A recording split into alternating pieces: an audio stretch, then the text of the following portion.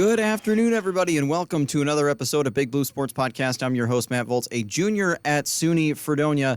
I'm back for the first time in a couple of weeks. I was gone last week. For any frequent listeners of the show, I'm sorry if you missed me. I was actually down in New Orleans for a journalism conference. It was really cool. The Associated Collegiate Press, every year in the fall, they have one in the spring too, but the one in the fall is their main, it's the National Fall College. I forget the exact order of the words, but it's National College Media Fall Convention, something to that effect. It goes to a different city each year, but different college publications from around the country kind of gather together. There's conference sessions, there's, award ceremonies, and I was one of three students and our advisor, Elmer Plotz, who went for the leader this year. This is my second year in a row that I'd gone. It was in Atlanta last year. We had a few of us last year. We had 7 of us that went last year, and we had 4 this year. And it was a lot of fun. I got to experience New Orleans on Halloween weekend, which was pretty cool. That was something that I don't think I ever thought I would experience, but it was really neat, and I definitely would recommend it. So we were out on, and I'll kind of explain the story, give you the lowdown of the weekend a little bit. We were down on Bourbon Street for Halloween, which is kind of like the main, I would describe it as like the party capital of New Orleans, basically. That's where we were on Halloween night, and everything was great. We're having all sorts of fun. And then it starts to rain, and it wasn't, I won't say it was like pouring, but it was a decent, steady rain. And so we're all dressed in our Halloween costumes. I was dressed as the Scarecrow from The Wizard of Oz. And we were all kind of dressed in Wizard of Oz theme. I was the Scarecrow. We had Meg of Megan's Music Hour, which you may have heard on WDVL from 2 to 3, was Glinda, the, of course, Good Witch and all that. We had another one of us was Dorothy, and then our advisor was the Wizard, which was a lot of fun. It was really cool. And it was fun, again, until it started to rain. And then we're trying to kind of we're trying to get back to our hotel, and our hotel is a good, probably 7 or 8 minute walk from where we were down on Bourbon Street. So, we're trying to kind of run between the raindrops and navigate our way through the rain. It wasn't too bad, but yeah, definitely was an experience. But I would recommend it. I mean, it was a fun city to go to. It was fun to visit. I someday hopefully go back. But yeah, definitely was a lot of fun. But I am back now. I was not here, of course, last week because we flew down there on Wednesday and came back. We got back Saturday night. So I was home in time for the Bills game on Sunday, so no worries about that. And I did actually, on Southwest Airlines, which is what we flew, you can, if you're not a premium whatever it is member, which I'm not, I don't fly enough to be a member, you can pay $8 per flight for in-flight Wi-Fi, which may seem kind of, steep, which, yeah, of course. But I decided to do it we had a layover in Orlando on our way back. I decided to do it both ways. Both flights, we flew from New Orleans to Orlando and then Orlando to Buffalo. Our flight from New Orleans to Buffalo was completely full, not a single seat available. And our boarding position, so how Southwest works, and I know I'm going on a total non-sports related tangent here, but how Southwest boarding works is you're not assigned a seat. You pick your own seat. You're assigned a boarding position. For example, it starts with there's 3 groups. There's A, B, and C, and everyone in these groups gets a number. So obviously, A1 would be first, then A2, then A3, right? So A is kind of like your first class, rewards member, stuff like that. Then you have your B group, which is usually 1 through, like, depends on what you fly. A lot of times it's like 1 through 60-ish. And then your C group is 1 through whatever. And we were the whatever. We registered for our flight, and our boarding position was like, mine was like C54 or something like that. I didn't even know that the boarding position went that high. But we were some of the last people to board a completely full flight. And so none of us could sit together. We're all sitting in middle seats in the back of the plane between two people that we've never met before. Actually, the guys that I was sitting with were both from Indianapolis, and they were pretty cool guys. But still, I was like, yeah, no, I'm gonna get some in-flight Wi-Fi, and I'm gonna watch the rest of the Auburn versus Vanderbilt game, which was not a good idea for me, an Auburn fan. Obviously, because Auburn's football season has gone about as well as most Bills seasons did during the drought. But I also got it on the flight from Orlando back to Buffalo, and I watched the Sabres game on my phone. And again, did not go so well. I also watched a handful of episodes of Reba. For anyone who knows me, I am like super into like Reba McEntire's show that she had. It was on about 20 years ago-ish. There were 6 seasons. It's on Netflix. And I started watching it just one random night over the summer, and I have become 100% hooked on it. I'm almost halfway through at the show. But anyways, that's a long roundabout explanation of where I was and what I had going on last weekend. So I'll get into Fredonia sports, and there's a pretty big playoff game going on right now. Fredonia women's soccer, they're playing in the semifinal of the SUNYAC tournament right now. They're at New Paltz, and that's a tall task. New Paltz is one of the higher seeds in the conference. They had an excellent season. And right now, and you can watch the live stream of this game. There's a link on FredoniaBlueDevils.com or on the New Paltz Hawks YouTube page. And right now, they are they're just about to start the second half, I think, or they're just finishing up, actually. And New Paltz, as of right now, is ahead 4-0. So it looks like the season is going to be coming to an end for Fredonia women's soccer. But this is, if presumably they don't come back, they'll finish the regular season at 12-8, which is a pretty good mark. Considering where they've been. This women's soccer team, I've talked about it a few times. It's a program that has showed improvement over the last few years. And I think that making it, they had the home playoff game, beating Buff State, shutting Buff State out on Saturday, beating them 2-0.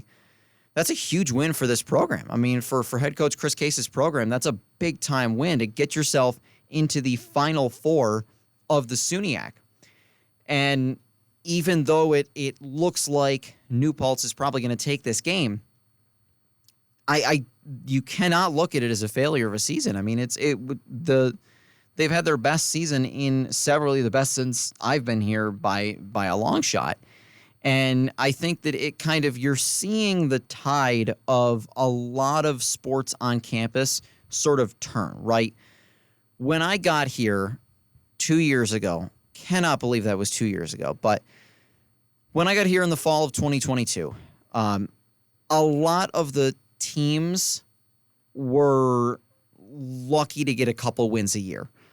We had that season, I think the women's lacrosse team won like 5 games, and they might have been the winningest team.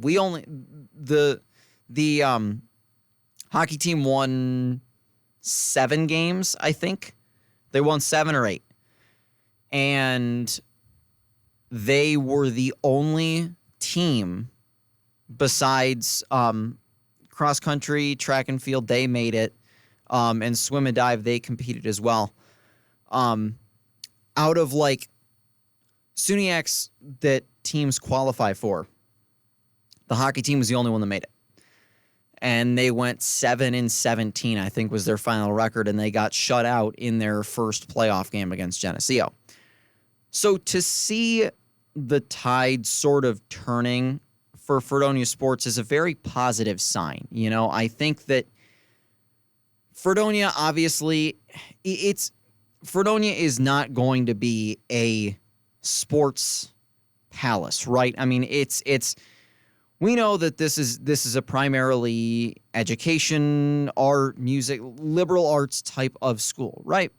So it makes sense that other SUNYAC competitors that are more focused on sports, it makes sense that they would be a little bit more, successful, a little winning more in sports. But we're seeing some improvement really across the board with a lot of different teams. You look at the men's soccer team, their regular season came to a close, and they didn't make it as far as the women's team did, but an 8-9-2 regular season record, that's improvement. And there's other teams that have improved across the board as well. Volleyball got better. Tennis has gotten leaps and bounds better. Cross country and track have gotten better. And speaking of cross country and track, they just had their SUNYAC championships last weekend. And they actually had a couple of runners get some conference honors. The men's team finished in 3rd place out of 10 teams. The women were 6th out of 10. And as far as that recognition in the SUNYAC is concerned, Stephen Hallberg and Sembel Koshi of the men's cross-country team were both named first team All-SUNYAC. Callie Hudson of the women's team was named third team All-SUNYAC. And Holly Rohrbach was named the Elite 20 winner. What that means is that she held the highest GPA, the highest grade point average of any female competing in this event. And I think that's a testament to just how much Fredonia really tries to make sure that everyone knows that the student athletes they're called student athletes for a reason, right? It's student first and athlete second. And they're really trying to show that, and I think they have. I mean, there was a couple of teams back in the spring were tops in the SUNYAC in terms of grades. And I think that it's a positive sign for the current health of Fredonia State athletics, but I also think that speaks to the positive future. There's different leadership, of course, this year as far as having 2 interim co-athletic directors, and a couple of new coaches for sports as well. Women's basketball game being one of them, and the men's and women's teams both start their seasons this weekend. But you're seeing sort of an upward shift, right, across sports. And as far as other sports are concerned, hockey is also back. They were at home last weekend. Of course, I was not able to be there for the 2 home games against Trine. Fredonia lost both of those games, but they took Trine to overtime on Saturday. That's a really, really good team. Trine is a very good program. So this weekend, they're on the road for a pair of conference matchups at Potsdam at 7 p.m. on Friday and at 4 p.m. on Saturday. So then as a look at your Fredonia State athletics, when I come back, I'm going to talk about the Sabres' win over the Ottawa Senators last night and what they can maybe do to build off of it and possibly get themselves back to 500 as they get ready to start a 3-game homestand following a road game against the Rangers on Thursday. Thanks for tuning in this afternoon to Big Blue Sports Podcast on WCVF, the campus and community voice of Fredonia.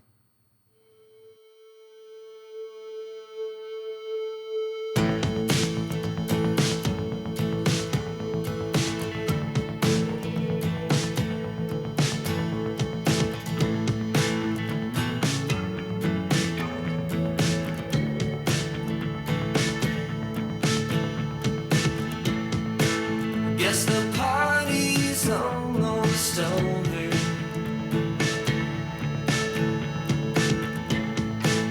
Always hated counting sheep.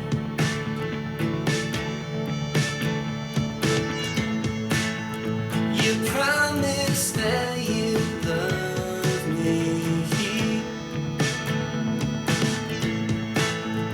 at least until you fell.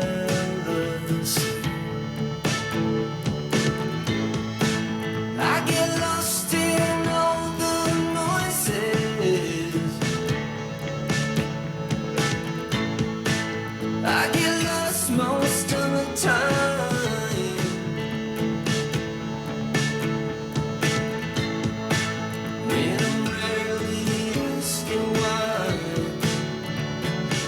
I don't wanna come down. I'll forget, you'll forget, and ain't gonna let just a bit till it's finished. Got me spinning, hold me tight. I'll forget, you'll forget, and ain't gonna let just a bit till it's finished. Got me spinning, hold me tight.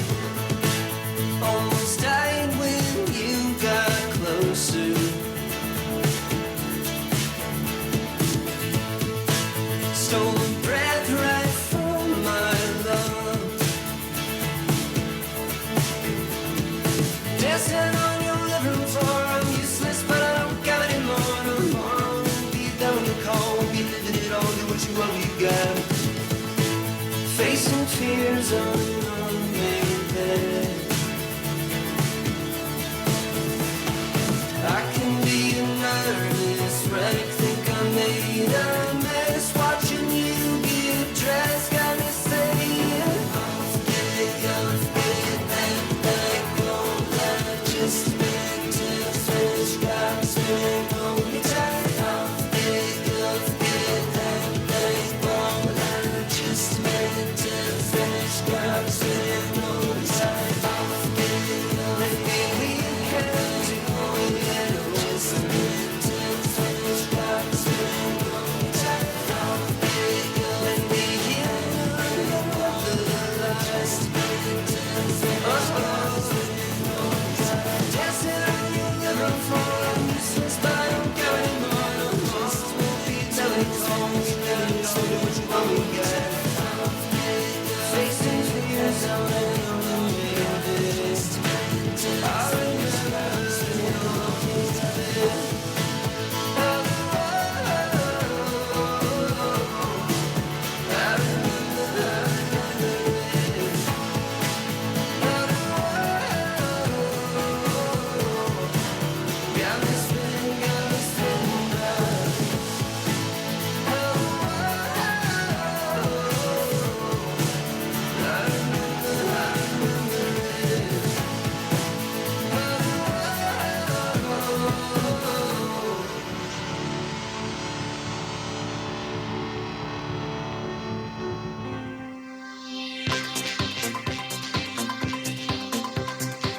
Are you feeling the love? Keep listening to WCVF 88.9 The Voice to stay groovy.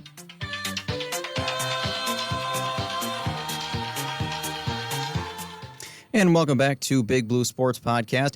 If you love fall walks, this is the event for you. Sunday, November 10th will be the 20th anniversary of Fall Sweep, where students are able to volunteer their time in order to help the local Fredonia residents rake away the leaves.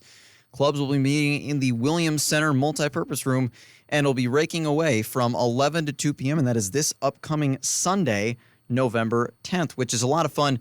Fall Sweep is something that a lot of clubs do, and it really benefits the community.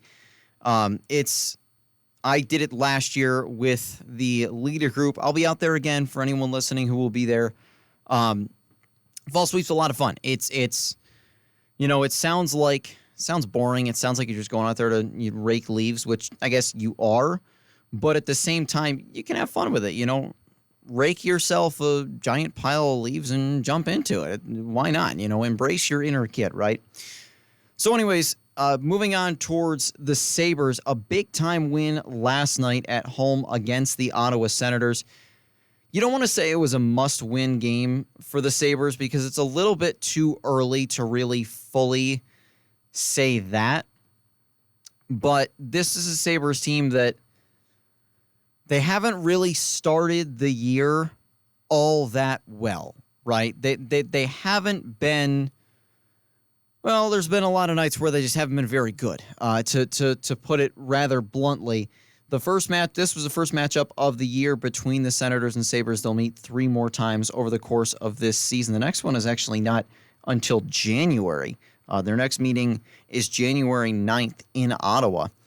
But I think for the Sabres, right, this is you saw what the things that you've been needing to see all season from the Sabres. I mean, they had 2 power play goals. Who would have possibly thought that the Buffalo Sabres this season could score 2 power play goals in one game? They usually can't even score one power play goal usually they can't score one power play goal in 2 games, but they scored 2 in 1, both courtesy of JJ Peterka, who I think has easily, I would say, has been their top forward. It's close between him and probably Jason Zucker for who has been, and maybe Ryan McLeod for who has been their best forward so far this year. But Peterka has played exactly the way Buffalo has needed him to play. And you're talking about a team in a forward core where you've got some big-time players that have not performed the way they've needed to. You know, Tage Thompson has looked like he's returning to his former self this year. I mean, it looks at this point, in 13 games, Tage Thompson has 8 goals. So you like the pace that he's going on, and he scored 1 in this game. You like the pace that he's going on, you know. But some of the other forwards, there's been a lot of talk about Dylan Cousins and his struggles. Cousins, I think, has been better the last few games, but it's not anywhere near where they need him to be. And then his line mate, Jack Quinn. Jack Quinn is one of my favorite players on that team. I really, when he's on, Jack Quinn is the type of guy who can easily score 30 goals in a season for you. Jack Quinn right now is borderline unplayable. I mean, he's frantic with the puck. He can barely shoot. He hasn't been able to keep the puck on his stick. He's turned it over a lot. He's not the only one, but he's turned it over a lot. And you just wonder, is it time for Lindy Ruff to bench Jack Quinn for a couple of games? You hate to do that to a guy who you build so much as as one of your top offensive threats, especially after letting Jeff Skinner go in the offseason. But I mean, Quinn is not, it's not even like he's not producing at the rate he should be, but he's still getting a goal here. No, like he's done nothing. And I have to wonder if he is still dealing with some effects from the injury that knocked him out at the end of last season. I'm wondering if he is not 100% healthy yet or something, because there's something going on there. And he's not right. On the flip side of that, you have another player who is battling injury right now, Zach Benson. Benson's been, I would say, fairly decent. You also have to remember Zach Benson's like 19. But, you know, he's dealing with injury, so getting him back will be crucial for the Sabres to succeed. Absolutely. But you look at some of their other players, some of the players that Kevin Adams went out and acquired this offseason have really been guys that have made a significant positive impact on the Sabres team. I already mentioned Jason Zucker and Ryan McLeod. Those two have fit into their roles very well. The fourth liners, of course, going out and making the trade for Beck Mallenstein, which was maybe giving up a little bit too much. I mean, giving up a second-round draft pick for a fourth-line forward might be a little bit of a steep price. But Mallenstein's played in his role well, and the same with his two line mates, Sam Lafferty and Nick Aube-Kubel, since he's been back from injury. I think that fourth line, they've done a good job at. They've done a good job at what they are expected to do, right? And I think that's sort of what you look for. You look at the Sabres defense. And Rasmus Dahlin, I don't know if it's, again, something like maybe a nagging injury, but Dahlin also has not looked 100% this year. Like, don't get me wrong, he's still good. And Dahlin at 50% is probably better than, you know, a lot of other defensemen in the NHL. But Dahlin has not looked like his usual dominant self. That sort of shifted. Owen Power, I as far as through the first 13 games of the season, I am 100%. I would say Owen Power has been the Sabres' best player so far this year. Absolutely. Power, he took a step forward last year. He has grown so much. He is real. I mean, Owen Power is really coming into his own as a top-tier defenseman. And the thing is, when you've got Dahlin and Power playing at their best, you've got, I mean, if you put them on your top pair, that probably is one of the best defensive pairings in the NHL, I would say. But the rest of your defense, you've got Bo Byram, and Byram did score 2 goals in the win over Ottawa. Bo Byram has not looked good for the majority of this season. Neither has Matthias Samuelsson. Connor Clifton started out playing really well. He had gone to the bench because he hadn't been playing as well. He's sort of back on track. Overall, I've been pretty impressed with Connor Clifton so far this year. Henry Jokiharju has been, it's been all right. But this is a Sabres defense that sort of is top-heavy, right? Once you get past Dahlin and Power, you've got a lot of expectation on the shoulders of Bo Byram, and he hasn't lived up to that so far. And Matthias Samuelsson is under contract for the next, 5 or 6 seasons.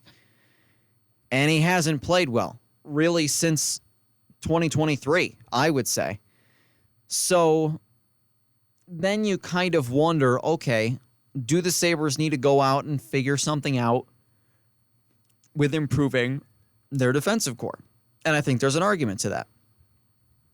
As far as the goaltending is concerned, overall, I think Ukko-Pekka Luukkonen's been pretty solid in net for the Sabres. I don't think he's been bad by any stretch of the imagination. He was certainly very good last night against Ottawa. 37 saves on 38 shots. The second star of the game behind only Bo Byram, who had 2 goals. I think they've gotten what they've needed out of Luukkonen for the most part so far. Levi's been a little shakier, but I wouldn't say bad for Devin Levi. And it's still very early. That's the thing.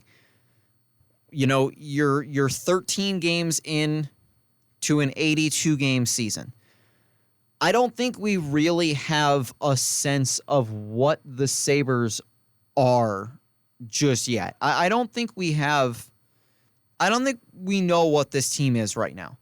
You know, they're a team that they've won some games, but they've also had some head scratchers. And you look at Kevin Adams, and there was a lot made this offseason about, a lot of fans were frustrated that Kevin Adams didn't go out and do more to try and go out and add a top 6 scoring forward after Jeff Skinner was bought out, or go out and try and improve the defensive core. And he chose to make kind of these smaller, you know, you'd think of them as like nickel and dime type of moves. And the question with Adams right now is not in the players that it's not the moves that he made, it's the moves he didn't make. The moves he made so far have looked pretty good. I mean, Jason Zucker, even though he's only on a 1-year deal, Jason Zucker has been, it's between, in my mind, him and Peterka for the team's best forwards so far this season. And Ryan McLeod, who also came in this offseason, is not far behind. McLeod is a weapon on the penalty kill. He is an excellent penalty-killing center. He's got phenomenal speed. McLeod is like the ideal middle 6 center to play under Lindy Ruff. McLeod, in a handful of ways, Ryan McLeod almost reminds me of like a Derek Roy type of player. A similar-ish vibe to that, I would say. There's other players that have played well. Jordan Greenway, I got to give Greenway a shout out. He's played really well so far this season. He has been what we thought he would be under Don Granato. And that is a very solid physical bottom 6 winger that teams don't like to play against. You know, I think he's done a good job in that role. The problem with the team that I see right now is I think it's twofold. Number one, you've got key players that are not playing like key players. Now, Tage Thompson's been playing well. So he's not included in this. I'm looking at, Alex Tuck has been up and down. I think Tuck's been okay. This is more geared towards players like Dylan Cousins, Jack Quinn, Bo Byram, Matthias Samuelson. Those 4 players specifically are players that you need to play up to their caliber potential, and none of the 4 of them have honestly come close so far this season. I mean, that's not to say that all of them have been bad, but those are 4 players that you are counting on to play at or near their highest potential level, and so far they haven't done that. I think that's going to make a very important difference in the season. I think if we're still sitting here, I'm willing to believe that those guys are going to get back on track because it is early November. We're not even a month into the season yet. We're only 13 games into an 82-game season. Now, if we're still sitting here at the halfway point in the season in January, or if we're still sitting here in February and they're still not producing, then you've got a problem, and you've got to look at, making moves to improve the team. And that you wouldn't think that would mean, I wouldn't think they would trade someone like Cousins or Samuelson because those guys are under contract, or even Jack Quinn for that matter, or Byron because they just got him last year. But the conversation then kind of starts, are these players going to help us win long term? So it'll be interesting to see how the Sabres handle that moving forward. Again, their next game is tomorrow night. They are in Manhattan for a 7 p.m. matchup with the New York Rangers. Then a 3-game homestand starting with a Saturday afternoon matchup against the Calgary Flames, a game that I will be at. Looking forward to it, and I'll report back on how the game was next week on Big Blue. So I'm going to take a quick break, and then when I come back, we will spend the rest of the show talking about the Bills' win over the Miami Dolphins and their prospects to potentially clinch the AFC East way earlier than anyone could have predicted at the beginning of the season, if people predicted the Bills to win this division at all. So thanks for tuning in this afternoon to Big Blue Sports Podcast here on WCVF-FM 88.9, The Voice. The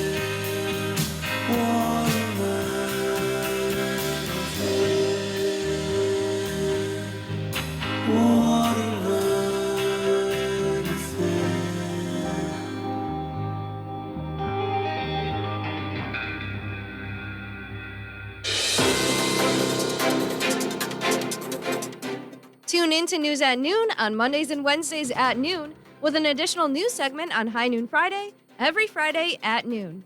News at Noon gives you your local, campus, and international updates, as well as sports and weather. Be sure to tune in.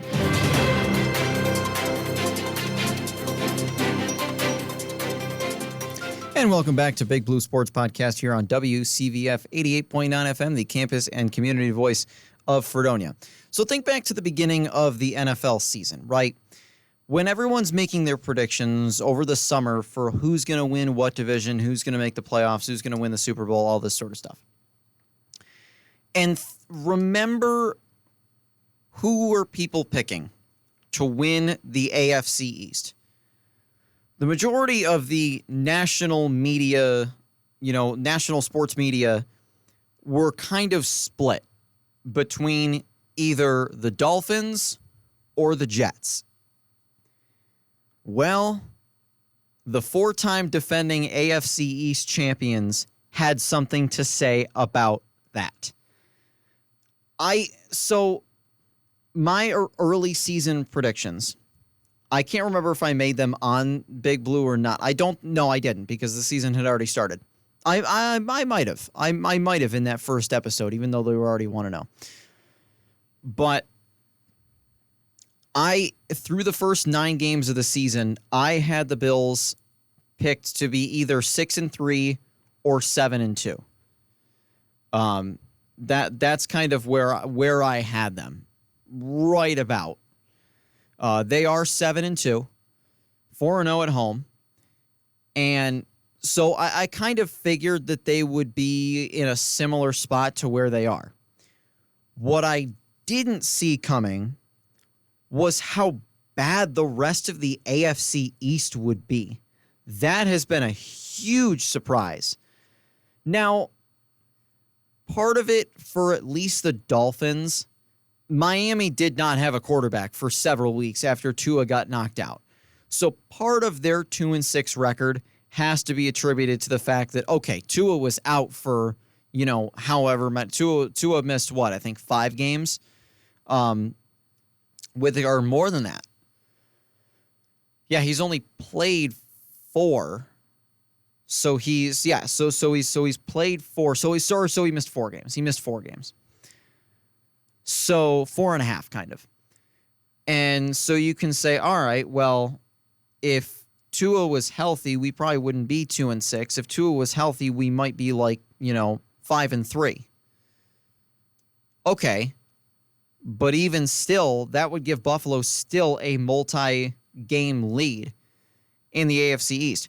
I've been really surprised with how things have started for both the Dolphins and the Jets, and I guess to a lesser extent the Patriots, even though we all kind of know that the Patriots, there's not much there. I don't think New England's going to be really contending seriously for this division.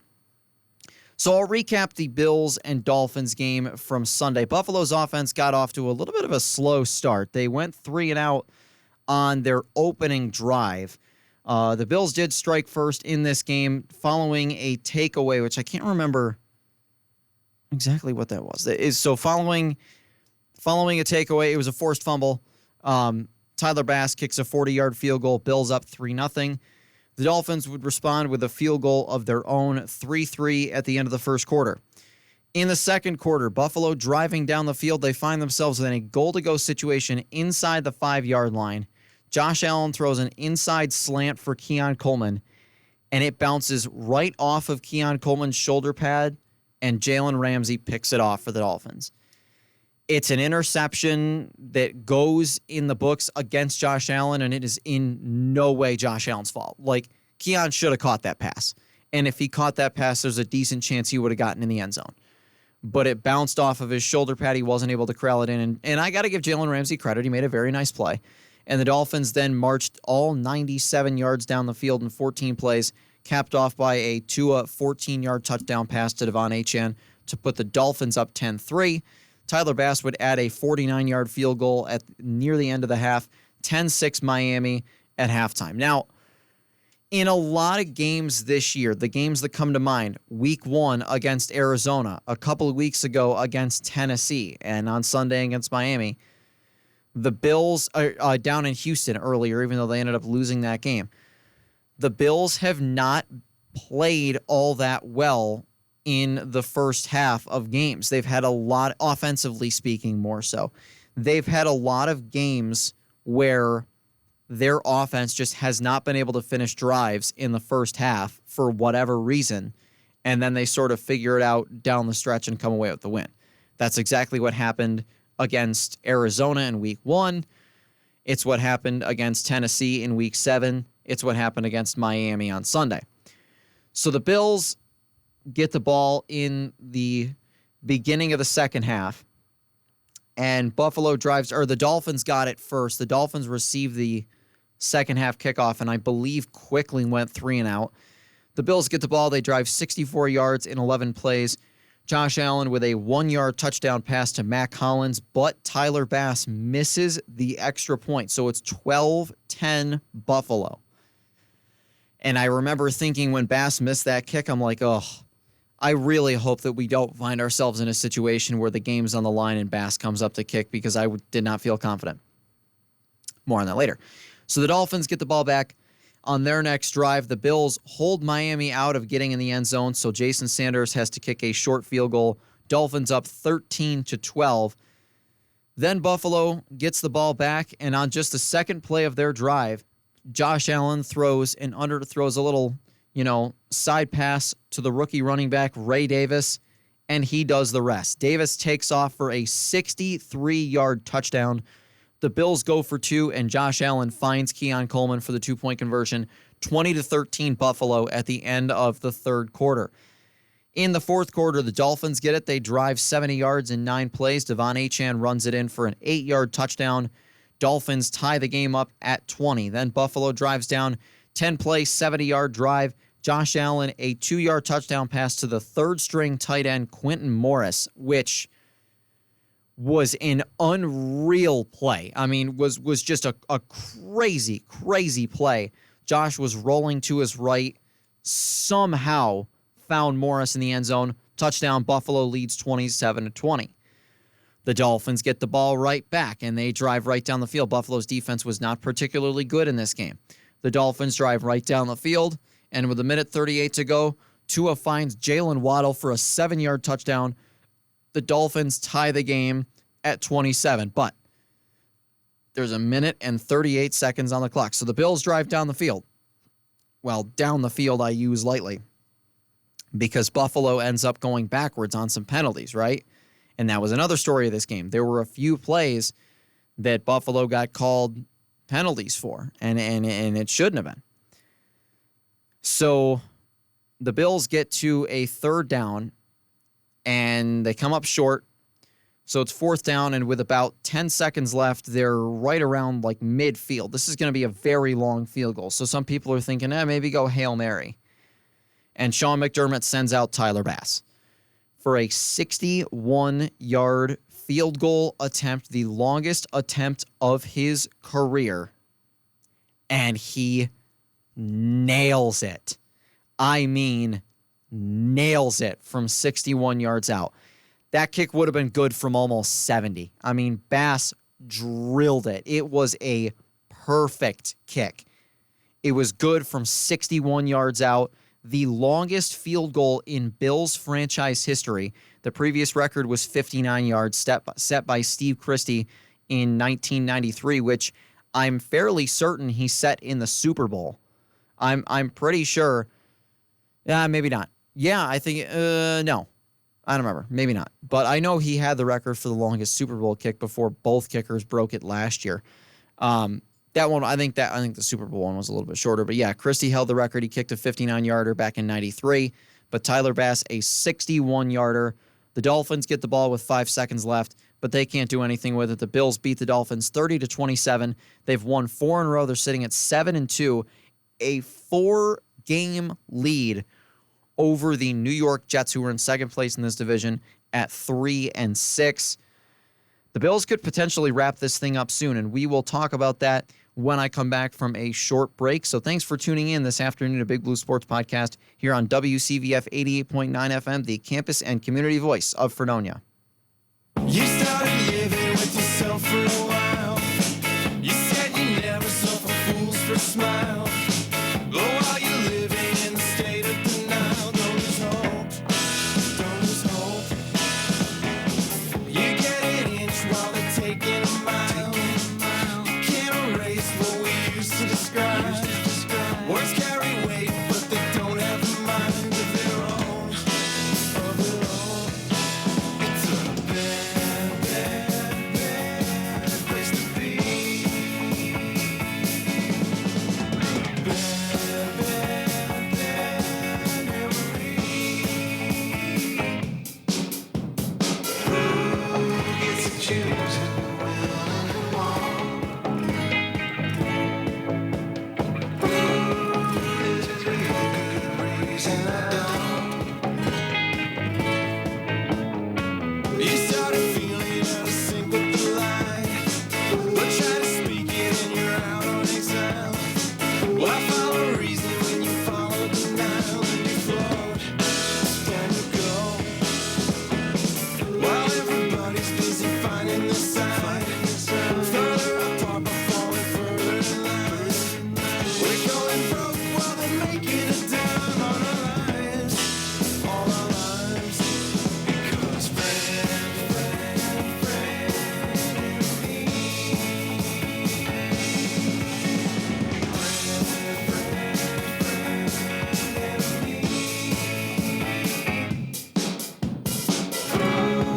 knows when the most. Who set the stage and who holds the road? Who really cares if what matters the most? Who set the game clear in the smoke? You started living with yourself for a while. You started feeling like a fish on the line. You got the tempo, but you don't get the time, and you won't. No, you won't.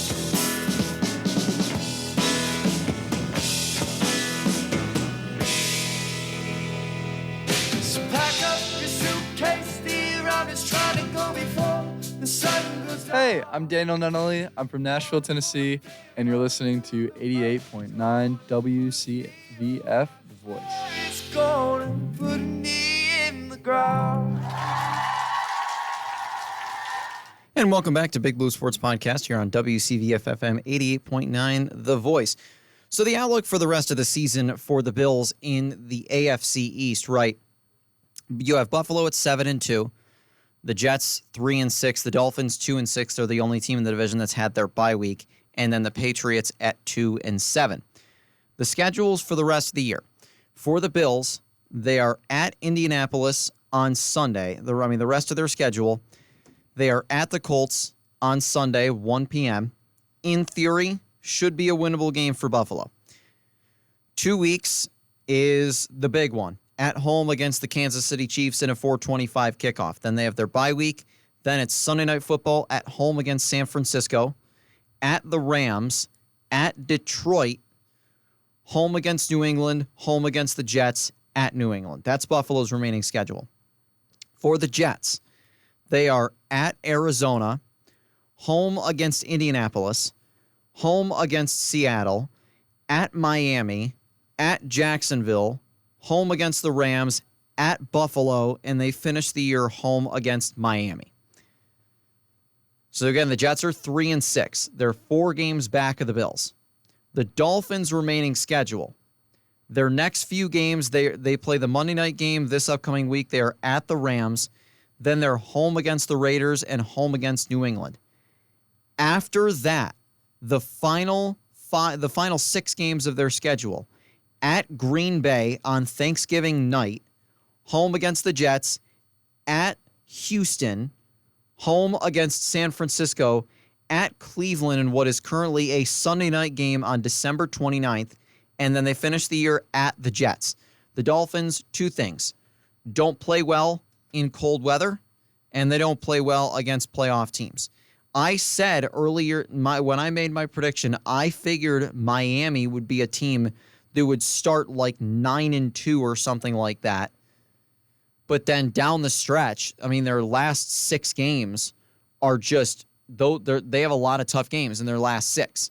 And some not only tough in terms of opponent, tough in terms of location.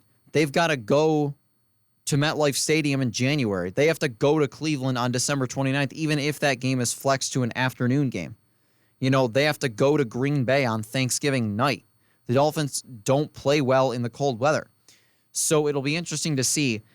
I'm not saying the rest of the AFC East is a cakewalk for Buffalo, but given the rest of their schedule, given the fact that they've already swept the Dolphins, and they've now beaten the Jets once too, and their next matchup with the Jets is in Buffalo, the Bills' chances of winning the AFC East are really, really, really good. I would be really surprised if Buffalo did not win this division. I mean, you've got, realistically, Buffalo could, if they continue to win and their divisional opponents continue to struggle, the Bills could potentially win this division as early as the beginning of December, which would be huge. That'll be all for this afternoon's show. All Things Considered, presented by National Public Radio, is next. Thanks for tuning in. We'll catch you next week. Have a good one.